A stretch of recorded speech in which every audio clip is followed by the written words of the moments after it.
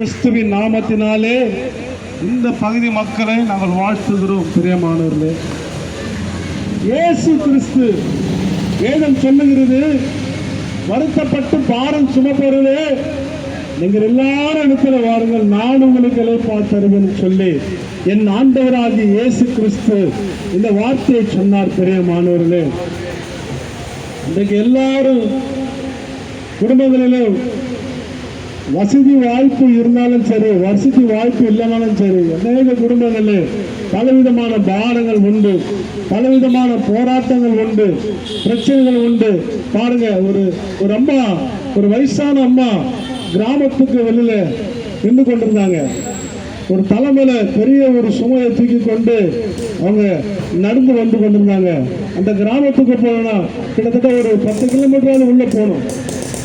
அப்போ அந்த அம்மா வரத பார்க்கும்போது ஒரு மாட்டு வண்டி அந்த கிராமத்து வழியா சென்று கொண்டிருந்து, அப்போது அந்த மனுஷன் அவங்களை பார்த்துட்டு, அந்த அம்மா இவ்வளோ பெரிய பார்த்து வைத்து கொண்டிருக்கிறாங்களே சொல்லி, தலைமையில இவ்வளோ பெரிய வெயிட் வச்சுருக்காங்களே சொல்லி, அவர் ஒரு மனுஷன், அவர் இறக்கப்பட்டார். அந்த மனுஷன் அந்த அம்மா சொல்லி, அம்மா வாங்க, நான் அந்த வழியாக தான் போகிறேன், வாங்க, உங்களை கொண்டு போய் போகிறவையில் உங்களை விட்டுருன்னு சொல்லி அவர் அவங்களை கூப்பிடும்போது அவங்கள ஏறி கொண்டாங்க வண்டியில்.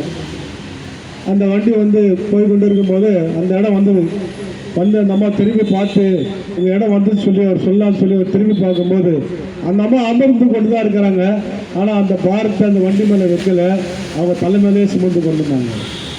அப்போ அவர் சொன்னார், அம்மா இந்த வெயிட்டை தலைமையில தூக்கி கொண்டு வரீங்களே, அதனால தான் நான் உங்களை கூப்பிட்டு வண்டி வாங்க சொல்லி, நீங்கள் இந்த பாரத்தை தலைமையிலேருந்து இந்த வண்டியில் வச்சுருக்கலாமே, ஏன் நீங்கள் சுமந்து கொண்டு வரீங்கன்னு சொல்லி ஒரு சாதாரண ஒரு மனுஷனு அவர் அந்த மனுஷனை பார்த்து அவர் துக்கப்பட்டார். ஆனால் வேதம் சொல்லுகிறது, வருத்தப்பட்டு பாரம் சுமப்பதிலே நீங்கள் எல்லாரும் இடத்துல வாருங்கள், நான் உங்களுக்கு இளைப்பாறுதல் தருவேன்னு சொல்லி என் ஆண்டவராகிய இயேசு கிறிஸ்து இந்த வார்த்தையை அவர் சொன்னார். பிரியமா, இன்னைக்கு அநேகர் வருத்தம், பாரம், வியாதி, பிரச்சனைகள், கடன் பிரச்சனை, போராட்டப்படி வாழ்ந்து கொண்டிருக்கிறாங்க.